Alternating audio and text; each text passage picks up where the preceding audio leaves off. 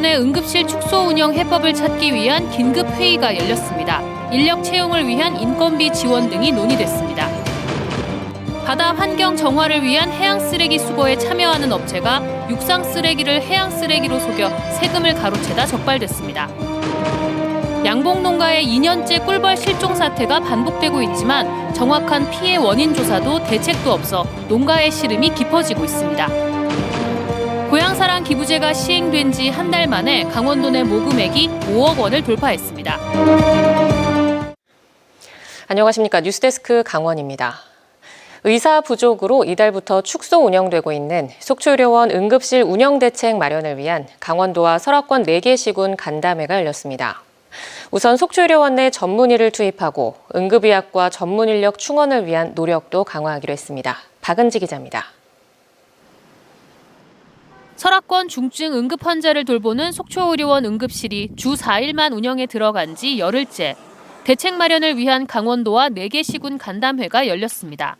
앞서 강원도가 응급실 재개를 위해 4개 시군 보건소 공중보건의 활용을 제한할 것으로 알려지면서 반발을 사자 회의는 비공개로 진행됐고 속초의료원 내 다른 전문의 투입을 설득해 우선 응급진료를 재개하는 것으로 정리됐습니다.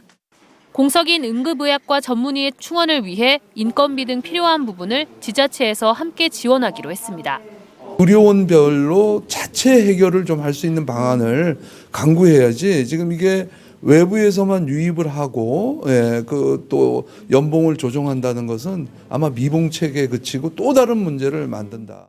현재 속초의료원은 응급의학과 전문의 채용 1차 공고에서 지원자가 한 명도 없자 이사회를 열어 연봉 상한액을 올리고 재공고를 진행 중입니다.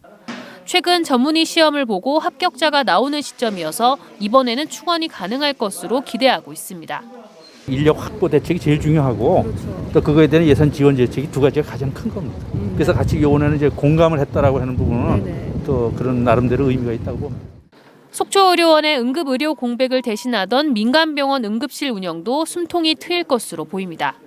원래 못 보던 환자들은 아산병원으로 전원을 하고 인근 큰 병원으로 그리고 뭐 그전에 보던 뭐 가벼운 환자들은 다 봐주고 있고 조금 더 힘들죠. 일이 좀 많아졌으니까. 의료원의 응급실이 멈추는 초유의 상황은 일단락됐지만 사태를 미연에 막지 못한 것과 뒤늦은 대처에 아쉬움이 남았습니다. MBC 뉴스 박은지입니다. 정부가 바다 환경 개선을 위해 민간에 돈을 주고 해양 폐기물을 수거하고 있는데요. 그런데 육상의 쓰레기를 바닷물에 적셔 해양 폐기물처럼 만든 뒤 사업비를 가로챈 일당이 해경에 붙잡혔습니다. 배현한 기자가 보도합니다. 포항의 한 조선소 인근 야적장. 포클레인이 무언가를 집어 바다로 집어넣습니다. 야적장에 쌓여있던 폐 그물과 어구들입니다.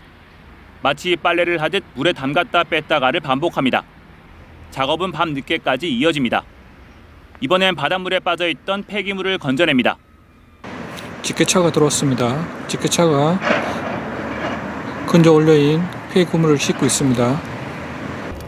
폐기물을 실은 트럭이 도착한 곳은 인적이 드문 인근의 한 부두.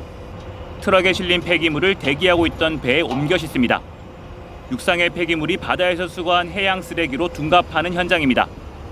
폐기물 수거 업체는 바다에 나가 수거 작업을 한 것처럼 배의 항적까지 조작한 뒤 이 가짜 해양 쓰레기를 부두에 내려놓고 돈을 받아갔습니다. 공단 직원이 부두에 나와 감독을 하지만 속수무책. 물도 묻히기도 하고 일부러 항적조도 그리기도 하고 좀 너무 지형식으로 좀 속이려고 하다 보니까. 육상에서 수거한 폐기물이나 어구는 톤당 20여만 원을 받지만 바다에서 수거하면 10배 넘는 돈을 받을 수 있다는 점을 노렸습니다. 경찰은 지난해 가짜 해양 폐기물 128톤으로 3억 2천여만 원을 가로챈 혐의로 폐기물 업체 임원 1명을 구속하고 나머지 7명을 불구속 송치했습니다. MBC 뉴스 배현환입니다.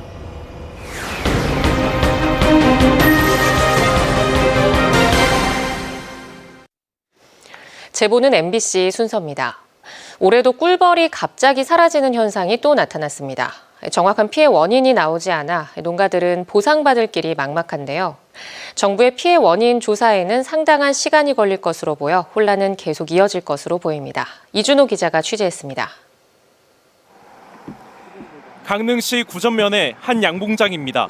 꿀벌로 가득 차야 할 벌통에 사체가 잔뜩 쌓였습니다. 이곳에서 키우는 벌통 120개 가운데 꿀벌이 살아있는 건 20개뿐입니다. 손해야 돈 4천만 원이고 5천만 원 그거는 나중에 또 벌면 되지만은 이 아까운 벌을 다 죽였으니까 내 마음이 너무 아프고 가슴이 무너지는 기분입니다. 실내에서 꿀벌을 키우는 농가도 찾아가 봤습니다. 갑자기 꿀벌이 전멸한 건 농사 6년 만에 처음 보는 일입니다. 2, 3년 전부터 그 벌이 이제 점점 이제 감소되면서 작년 같은 경우에는 작년 후반기 쪽에 그 벌이 거의 다 죽었어요. 이런 꿀벌 실종 현상은 2년째 이어지고 있습니다. 지난 겨울엔 전국의 전체 꿀벌 17%가량인 78억 마리가 실종됐거나 폐사했습니다. 올해는 아직 본격적인 피해 조사가 이루어지기 전인데 양봉 농가들은 줄도산을 우려하는 상황입니다. 피해를 복구하려 너도나도 구하고 있는 꿀벌은 일부 지역에서 웃돈을 줘도 사기 힘든 지경에 이르렀습니다. 2년 전만 하더라도 이런 벌통 한 개당 20만 원에 거래됐는데요. 요새는 2배가량 비싸게 팔리고 그마저도 파는 사람이 많지 않은 상황입니다. 벼랑 끝에 몰린 농가들은 정확한 피해 원인 조사와 대책을 함께 마련해달라고 정부에 촉구하고 있습니다. 이게 원인이 뭔가를 알아야 대책을 세울 거 아닙니까? 그래서 무슨 뭐 연구해가지고 좋은 거기에 대한 그 약을 개발해가지고 공급한다든지. 그러나 빠른 해법이 나오기는 어려워 보입니다. 올해부터 농촌진흥청과 기상청, 환경부 등 5개 기관이 꿀벌 피해 합동 연구에 나서지만 의미 있는 결과가 나오기까지 상당한 시간이 필요합니다. 농가들은 아마 기후변화를 말씀을 하시는 것 같은데 근거 자료가 될 만큼의 연구 결과를 얻지를 못했습니다. 그래서 저희가 올해부터 8년간 480억 정도의 규모에서 다부처 공동과제를 수행을 하게 됩니다. 양봉업계의 피해가 이어지고 있지만 아직까지 뾰족한 해법을 찾지 못해 농가들의 시름이 깊어지고 있습니다. MBC 뉴스 이준호입니다. 고향사랑 기부제가 어느덧 시행 한 달을 맞았습니다. 강원 지역 모금액은 벌써 5억 원을 넘기며 활기를 띠고 있는데요. 지역의 반응은 어떤지 이송미 기자가 다녀왔습니다. 춘천의 한 닭갈비 제조업체. 창고 안에 출고를 앞둔 상자들이 쌓여 있습니다. 킬로그램 단위로 포장한 닭갈비는 춘천의 고향사랑 기부금을 낸 기부자들에게 보내지고 있습니다. 지금까지 벌써 300상자 넘게 출고됐습니다. 장기적으로는 아무래도 그런 애정이 밑바탕에 깔려 있다 보니까 충성 고객이라고 하죠. 저희의 오랜 고객이 될 수 있는 연을 맺을 수 있는 그런 좋은 기회라고 생각합니다. 고향사랑 기부제 시행 한 달 만에 모금액은 5억 원을 넘었습니다. 강원도와 18개 시군에 모인 기부자는 3,400명입니다.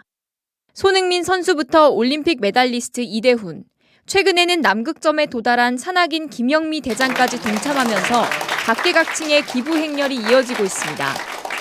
기부자는 세액공제를 받을 수 있고 답례품도 가져갈 수 있습니다. 특히 답례품은 모두 지역 특산품으로 지역 제품을 판매하고 알릴 수 있는 기회가 되고 있습니다. 재원으로도 쓰이고 또 답례품을 제공을 하니까 지역 답례품 생산업체들의 경제 활성화 그런 측면에서도 일거양득의 효과가 있습니다. 다만 이렇게 모인 기부금을 어떻게 활용할지는 아직 고민입니다. 강원도가 지난해 국민 8,000명을 대상으로 한 설문조사에서는 지역의 건강과 의료, 복지 분야에 썼으면 좋겠다는 답변이 14.1%로 가장 많았습니다. 또 환경과 지역 사업에 쓰였으면 좋겠다는 답변도 뒤를 이었습니다. 한 번 기부한 사람들은 이제 계속 기부를 할 수 있는 그런 구조가 돼야 되죠. 지자체 중심으로 잡는 게 아니고 그 지역과 기부자들이 다 만족할 수 있는 방향으로 잡아주는 게. 지자체의 지방 재정을 마련하고 지역 경기를 살리기 위해 도입된 고향사랑 기부제. 기부자와 지역 모두의 공감대를 얻는 기부제로 정착될 수 있을지 관심이 모아지고 있습니다. MBC 뉴스 이송미입니다. 강릉시 강동면 안인화력발전소에서 평소보다 연기가 심하게 발생해 인근 주민들이 우려를 제기하고 있습니다. 이에 대해 강릉시는 최근 안인화력발전소 연기와 관련한 민원이 늘고 있지만 원주지방환경청의 측정 결과 오염물질이 기준치를 초과하지는 않았다며 이상 여부를 감독하고 있다고 밝혔습니다. 안인화력발전소 측도 평소처럼 설비를 정상적으로 가동하고 있다며 날씨 환경에 따라 연기가 심하게 보일 수 있다는 입장을 밝힌 것으로 전해졌습니다. 정부의 청렴도 평가에서 최하 등급을 받은 삼척시가 청렴도 향상 대책을 추진합니다. 삼척시는 2022년 청렴도 측정과 부패 방지 시책 평가 결과 분석을 통해 부패 없는 청렴 삼척 달성을 위한 부패 신고 창구 활성화를 비롯해 부패 척결과 청렴 역량 강화 등의 4대 전략 17개 실천 과제를 마련했습니다. 세부 과제에는 직통 부패 공익신고 창구 운영, 청렴 컨설팅 참여, 청렴의 날 운영 추진, 공직 감찰 강화 등이 포함됐습니다. 오늘 도내 코로나19 신규 확진자는 362명으로 어제보다 25명 늘었습니다. 시군별로는 강릉이 45명으로 어제보다 2명 늘었고 태백은 5명 늘어 17명, 삼척도 6명 늘어난 16명이었습니다. 누적 확진자 수는 89만 3천 명을 넘겼고 병상 가동률은 21%로 사흘 연속 20%대를 유지하며 안정세를 보이고 있습니다. 산업통상자원부 장관이 삼척 블루파워 석탄 육상 운송 계획을 원점에서 재검토하겠다는 입장을 밝혔습니다. 어제 국회 산업통상자원 중소벤처기업위원회 임시회에서 이철규 동해 태백 삼척 정선 국회의원은 이창양 산업통상자원부 장관에게 시민 의견 반영과 지자체 협의 없이 삼척 블루파워 석탄 육상 운송 계획이 산자부로부터 승인됐다며 추진 중단과 재검토를 요청했습니다. 이에 대해 이 장관은 해당 사안이 지역 민원이 되고 있기 때문에 산자부 차원에서 원점에서 재검토하겠다는 입장을 밝혔습니다. 삼척 블루파워는 다음 달부터 1년간 발전 설비 시운전에 필요한 석탄 124만 톤을 국도 7호선을 통해 육상 운송한다는 계획을 세워 지역의 반발이 지속되고 있습니다. 태백시가 안정적인 용수 공급을 위해 황지 배수지를 증설합니다. 태백시는 상수도 사고에 따른 대처 시간을 확보하기 위해 내년 12월까지 현재보다 시설 용량을 2,500톤 늘어난 4,700톤으로 시설할 계획입니다. 현재 태백 지역 배수지 18곳 가운데 황지를 비롯한 예랑골, 계산, 백산 등 배수지 8곳이 일일 최대 계획 급수량보다 시설 기준 용량이 부족한 실정입니다. 신입생 유치에 어려움을 겪고 있는 강원 도립대가 올해 학생 유치와 복지 향상을 위한 다양한 사업을 추진합니다. 오늘 강원도의회에서 열린 강원 도립대 2023년도 주요 업무 추진 보고에서 전찬환 총장은 올해 모든 재학생에게 전액 등록금을 지급하고 스마트 캠퍼스 구축, 청년 창업 지원 등 다양한 사업을 추진하겠다고 밝혔습니다. 또 현재 공업계에 치우쳐 있는 학과를 시대에 맞는 신규 학과로 개편하는 방안을 지속 추진하겠다고 덧붙였습니다.